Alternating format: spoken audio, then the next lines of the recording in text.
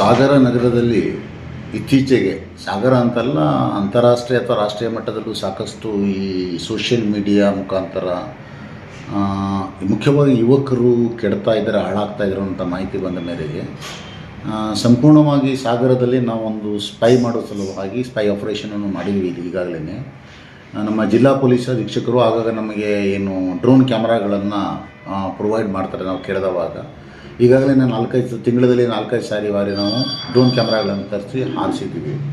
ಮುಖ್ಯವಾಗಿ ಅಚಲ್ ಬಾಗ್ ಇರಬಹುದು, ನೆಹರು ಮೈದಾನ ಇರಬಹುದು, ಗೋಪಾಲಗೌಡ ಸ್ಟೇಡಿಯಂ ಇರಬಹುದು, ಹಳ್ಳಿಕಟ್ಟೆ ಇರಬಹುದು, ಇಂದಿರಾ ಗಾಂಧಿ ಕಾಲೇಜ್ ಹತ್ರ ಇರ್ಬೋದು, ನೆಹರು ಮೈದಾನದ ಮೇಲ್ಭಾಗ ಮತ್ತು ಕೆಲವೊಂದು ಆಯ್ದ ಸ್ಥಳಗಳಲ್ಲಿ ಈಗಾಗಲೇ ಡ್ರೋನ್ ಕ್ಯಾಮ್ರಾದಲ್ಲಿ ಗೌಪ್ಯವಾಗಿ ಕೆಲವೊಂದು ಚಿತ್ರಗಳನ್ನು ನಾವು ಸೆರೆ ಹಿಡಿದಿದ್ದೀವಿ. ಅಷ್ಟಲ್ಲದೆ ಕೆಲವೊಂದು ಕಡೆ ಈಗಾಗಲೇ ಗೌಪ್ಯ ಕ್ಯಾಮರಾಗಳನ್ನು ಸೆರೆ ಹಿಡಿಯಲಾಗಿದೆ. ಮತ್ತು ಕೆಲವೊಂದು ಮನೆಗಳಲ್ಲಿ ಈಗಾಗಲೇ ನಾವು ಒತ್ತಾಯದಿಂದ ಅಥವಾ ರಿಕ್ವೆಸ್ಟ್ ಮಾಡಿ CC ಕ್ಯಾಮ್ರಾಗಳನ್ನು ಹಾಕಿಸಿ ಅದರದ್ದು GIS ಮಾಡಿಸಿದ್ದೀವಿ. GIS ಅಂದರೆ ಇಡೀ ಸೈಂಟಿಫಿಕ್ಕಾಗಿ ಅದರ ಲೊಕೇಶನ್ ಜೊತೆ ಆ ಏರಿಯಾ ಯಾವ ಏರಿಯಾ ಕವರ್ ಮಾಡ್ತಾ ಅನ್ನೋಂಥ ಮಾಹಿತಿ ನಮಗೆ ಗೊತ್ತಾಗ್ತದೆ.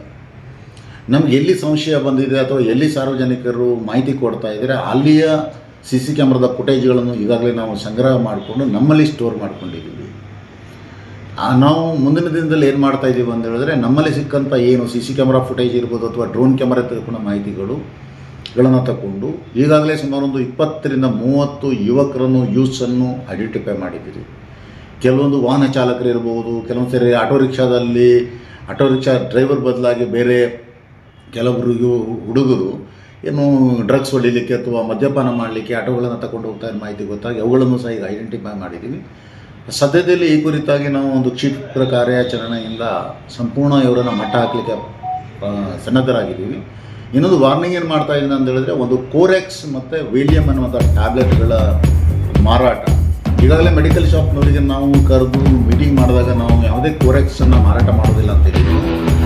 ನಾನು ಅವ್ರಿಗೆ ಹೇಳಿದ್ದೀನಿ, ನೀವು ಕೋರೆಕ್ಸ್ ಮಾಡ್ತೀರಿ ಅಂತ ಹೇಳಿದ್ರೆ ವಿತ್ ಪ್ರಿಸ್ಕ್ರಿಪ್ಷನ್ ಇದ್ದರೆ ವೈದ್ಯರಿಂದ ಇದಿದ್ರೆ ಮಾತ್ರ ತಗೊಳ್ಬೇಕು. ಮತ್ತು ಅದನ್ನು ಮಾರಾಟ ಮಾಡೋದು ಸಂಪೂರ್ಣ ಮಾಹಿತಿಯನ್ನು ರಿಜಿಸ್ಟರ್ದಲ್ಲಿ ಬರೆದಿರಬೇಕು.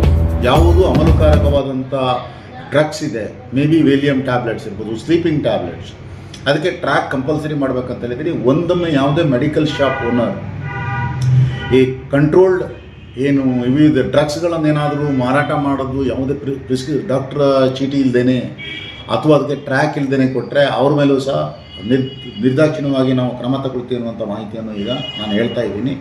ಇನ್ನೊಂದು ಗಾಂಜಾ ವಿಚಾರಕ್ಕೂ ಸಂಬಂಧಪಟ್ಟಂತೆ ಈಗಾಗಲೇ ಮೊದಲು ಹೇಳ್ತಾ ಇದ್ದೀವಿ, ಡ್ರಗ್ ಕನ್ಸಂಪ್ಷನ್ ಕಿಟ್ ಇದೆ ನಮ್ಮ ಹತ್ರ. ಅದ್ರ ಮುಖಾಂತರ ಯಾರೇ ಗಾಂಜಾ ಸೇದಿದ್ರು ಒಂದು ವಾರ ಗೊತ್ತಾಗ್ತದೆ. ಪೇರೆಂಟ್ಸಿಗೆ ನಾನು ವಿನಂತಿ ಮಾಡೋದೇನಂತ ಹೇಳಿದ್ರೆ, ನಿಮ್ಮ ಮಕ್ಕಳ ಬಗ್ಗೆ ಸ್ವಲ್ಪ ಕಾಳಜಿ ಇಟ್ಕೊಂಡಿರಿ. ಯಾರು ಮೈನರ್ ಇದ್ದಾನೆ, ಸರ್ ಸ್ಟೂಡೆಂಟ್ ಇದ್ದಾನೆ ಅಂತ ನಮಗೆ ದಯವಿಟ್ಟು ನಂತರ ಬರಬಾರ್ದು. ಏನಿದ್ರು ನಿಮ್ಮ ಮಕ್ಕಳ ಮನೆ ನಿಮ್ಮದೇ ಇರೋದ್ರಿಂದ ಅವರ ಅಪರಾಧಕ್ಕೆ ತೊಡಗೋಕ್ಕಿಂತ ಮೊದಲು ತಾವು ರಕ್ಷಣೆ